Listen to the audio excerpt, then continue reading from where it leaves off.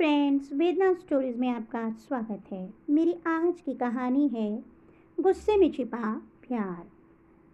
Middle class परिवार में पली बड़ी खुशबू अपनी ज़िंदगी में सबसे ज़्यादा गुस्सा अपने पापा से थी।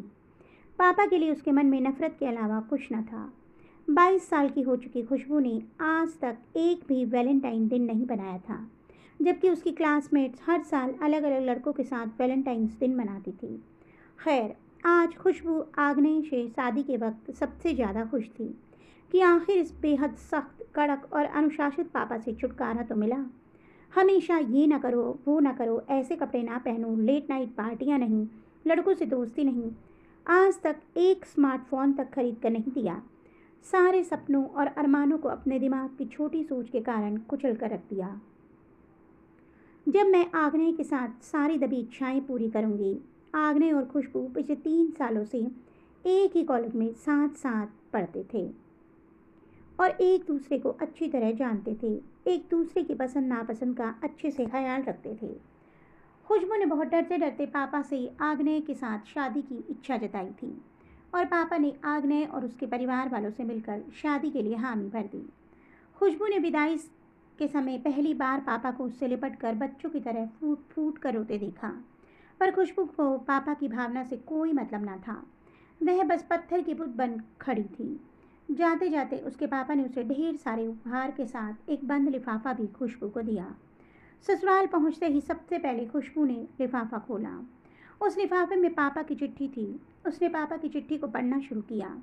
खुशबू बेटा, मैं जानता हूँ कि पिछले 10 सालों से मैं तुम्हारे साथ बैड डैड की तरह पेश आता रहा। मैं तुम्हारे सामने सख्त इसलिए बनता था क्योंकि मैं नहीं चाहता था कि तुम्हारा भी हाल रागिनी जैसा हो।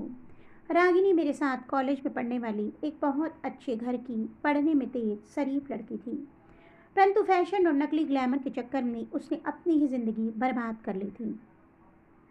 उसने वो सब किया जिससे मैं तुम्हें हमेशा रोकता रहा। फैशनेबल कपड़े, लड़कों से दोस्ती, लेट नाइट पार्टियाँ सब करती थी। सोचती थी कि चरित्र अच्छा है तो इन सब में कोई हर्ज नहीं होता है। फिर एक दिन उसके ड्रिंक्स में नशा डालकर उसके कुछ दोस्तों ने उसका नाजायज़ फ़ायदा उठा लिया। इस घटना के बाद से वो अपना दिमागी संतुलन खो बैठी और समाज के तानों और लोगों से बचने के लिए उसके पापा ने उसकी माँ और छोटी बहन के साथ सल्फास खाकर सुसाइड कर लिया। खुशबू बेटा, आज से तुम अब एक नहीं बल्कि 2 परिवारों की इज्जत हो और मैं तुमसे यही उम्मीद करूँगा कि आगे भी तुम ऐसा कोई काम नहीं करोगी जिससे दोनों परिवारों की इज्जत पर कोई दाग लगे, और हो सके तो अपने इस बैड डैड को माफ़ कर देना। चिट्ठी पढ़कर खुशबू फूट फूट कर रोते हुए तुरंत फ़ोन लगाकर भर्राए आवाज़ में पापा से कहा, मुझे माफ़ कर दीजिए पापा, मैं आपके गुस्से के पीछे के प्यार को नहीं देख पाई, आपकी चिल्लाहट के पीछे की आपकी परवाह को नहीं देख पाई, आपकी चिल्लाहट के पीछे का समर्पण नहीं देख पाई। अब तो मैं हर जन्म में आपकी ही बेटी बनना चाहूँगी पापा। वक्त बीतता चला गया। खुशबू को ससुराल आए लगभग 1 साल होने को आया, मगर ऐसा कोई दिन ना था जिस दिन उसने अपने पापा को याद न किया हो। आज उसके पापा का जन्मदिन था। सुबह मंदिर गई, पूजा की, पापा की खुशी और सलामती के लिए दुआएं मांगी। फिर शाम में केक लाकर अपने ससुराल वालों के साथ उनका जन्मदिन मनाने का प्रोग्राम बनाया। फिर केक काटने से पहले पापा को वीडियो कॉल लगाया। उधर पापा मम्मी के साथ उदास बैठे थे। खुशबू उन्हें देखते ही चहक के बोली, happy birthday to you my sweet पापा। पता है पापा, यहाँ मैं आपकी डांट, आपके गुस्से को हर दिन महसूस करती हूँ। यहाँ सारे लोग मुझे बहुत प्यार करते हैं, स्पेशली सासू माँ। पता है पापा, एक दिन घर में मोहल्ले की औरतें सासू माँ को जब ये बोल रही थी कि कितनी अच्छी बहू मिली है तुम्हें, कपड़ों, बोली और स्वभाव में शालीनता जरूर इसके मम्मी पापा से विरासत में मिली है। आजकल की लड़कियों में इतने संस्कार अब कहाँ मिलते हैं। आपके लिए ये शब्द सुनकर पापा मेरा सर फक्र से ऊंचा हो गया। आज मुझे आप पर गर्व है पापा। आप माँ को हमेशा बोलते थे कि सारी दुनिया को तो सुधार नहीं सकते, बस अपना दामन बचा के रखना होगा।